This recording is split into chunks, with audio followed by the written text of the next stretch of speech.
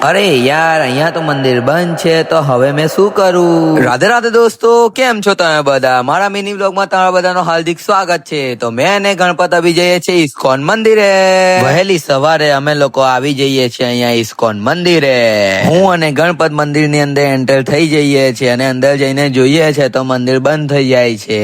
તેથી અમે લોકો શ્રીનાથજી અને શ્રી રણછોડરાયજીના દર્શન કરીને મંદિરનો પ્રસાદ ગ્રહણ કરીએ છીએ અને ભક્તિ વેદાંત શ્રીલા પ્રભુપાદજીના દર્શન કરીએ છીએ. એના પછી અમે લોકો જોઈએ છે તો મંદિરની અંદર કીર્તન ચાલુ હોય છે. મંદિર બંધ હોવાથી અમે લોકો મંદિરની પરિક્રમા કરીએ છીએ. પરિક્રમા કર્યા પછી હું મંદિર ખોલવાની રાહ જોઉં છું કે મંદિરના દ્વાર ક્યારે ખુલશે. મંદિરના દ્વાર ખુલતા અમે લોકો સૌથી પહેલા મહાપ્રભુ ચૈતન્ય અને પ્રભુ નિત્યાનંદના દર્શન કરીએ છીએ. એના પછી રાધા કૃષ્ણના દર્શન કરીએ છીએ અને અહીંયા તો રાધા કૃષ્ણની આરતી ચાલુ હોય છે. રાધા કૃષ્ણની આરતીનો લાભ ઉઠાવીને અમે લોકો પ્રભુ જગન્નાથ, દેવી સુભદ્રા અને બલરામ દાવના દર્શન કરીએ છીએ.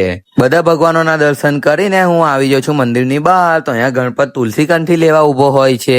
તુલસી કંઠી લઈને હું ને ગણપત મંદિરની બહાર આવી જઈએ છીએ. તો હવે અમે લોકો ઘરે જવા માટે નીકળી જઈએ છીએ. તો આજનો વ્લોગ અહીં સુધી જ હતો. જો તમને લોકોને આ વ્લોગ પસંદ આવ્યો હોય તો વિડીયોને લાઈક, શેર, કોમેન્ટ જરૂર કરજો. તો મળીએ બીજા વ્લોગમાં. રાધે રાધે.